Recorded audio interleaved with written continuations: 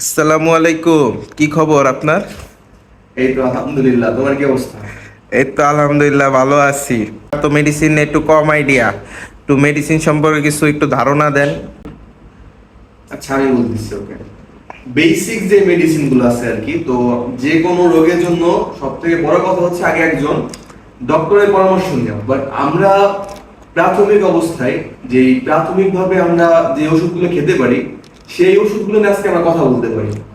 আমি যদি একদম ভিত্তি থেকে শুরু করি, যে আমাদের যদি জ্বর আসে বা মাথা ব্যথা, শরীর ব্যথা হয়, তাহলে আমরা নর্মালি একদম প্রাথমিকভাবে নাপা বা প্যারাসিটামল খেতে পারি। হ্যাঁ, যদি আমাদের সর্দি হয়, অ্যালার্জির সমস্যা হয়, সেই ক্ষেত্রে আমরা হচ্ছে ফেকজো বা ফেনাডিন 120 mg এটা খেতে পারি। এটা খুবই কার্যকর। এছাড়া যদি চুলকানির সমস্যা হয়, সেক্ষেত্রে আমরা ফিকজো খেতে পারি।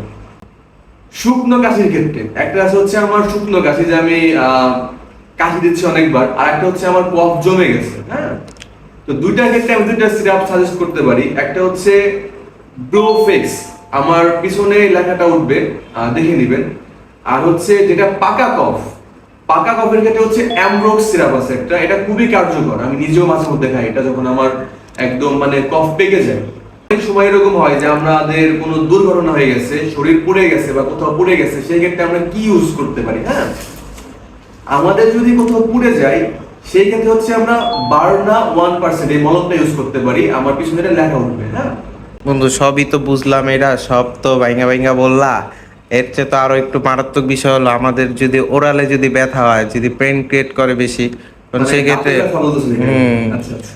সেই ক্ষেত্রে আমরা কি করতে পারি? এরকম হয় যে হুট করে মারাত্মক পরিমাণ দাঁতে ব্যথা বা কানে ব্যথা, যে কোনো কিছু হইতে পারে, দাঁতে ব্যথা হোক, কানে ব্যথা হোক, আমাদের শুরু হয়ে গেছে।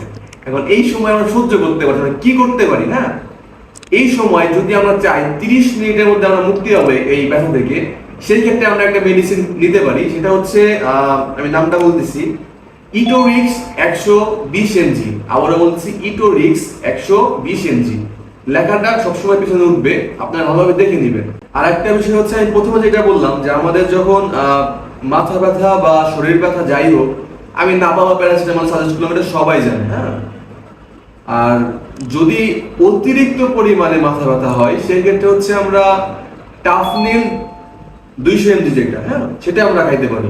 এটা খুবই কার্যকর। হ্যাঁ, তবে ব্যথার ওষুধ সবসময় না খাওয়াই ভালো। এটা ভবিষ্যতে বা সামনের দিকে আমরা যদি অভ্যস্ত হয়ে যায়, ব্যথা উঠলে তখনই। হ্যাঁ হ্যাঁ, সেই ক্ষেত্রে আমাদের কিন্তু যে কিডনি বা লিভার, সেখানে এফেক্ট করে। হ্যাঁ, পেট ব্যথার কথা বলি, মারাত্মক পেট ব্যথা, সেই ক্ষেত্রে হচ্ছে আমরা অ্যালজিন অ্যালজিন 50 mg আর কি, এটা আমরা খেতে পারি। এটা খুবই কার্যকর পেটে ব্যথার জন্য। আচ্ছা, পেট ব্যথা তো বললেন, অনেক ক্ষেত্রে তো অনেক পেশেন্টে আসে যে পেট ব্যথা নাকি গ্যাস্ট্রিক, সেই ক্ষেত্রে বুঝবেন কিভাবে? একটা হচ্ছে ইউটিআই মানে ইউরিনারি ট্র্যাক ইনফেকশন। হ্যাঁ, সেই ক্ষেত্রে হচ্ছে রোগীকে তখন হসপিটালে অ্যাডমিট হইতে হয়, তখন পেটে ব্যথা হয়, তখন নানান ধরনের ইনজেকশন দিতে হয়। আর যেটা নর্মালি আমাদের গ্যাসের ব্যথা বলি আমরা, এটা কিন্তু আমরা বুঝতে পারি।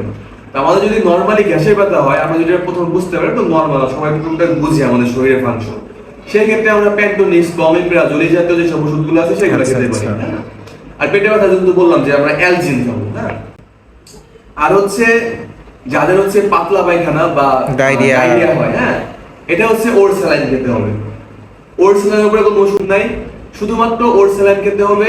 এবং সেটা নিয়ে আমি আরেকটা ভিডিও সুন্দরভাবে বানাবো, বাট এটা মাথায় রাখতে হবে যে বেসিক যে ট্রিটমেন্ট, সেটা হচ্ছে ওর স্যালাইন, খাবার স্যালাইন।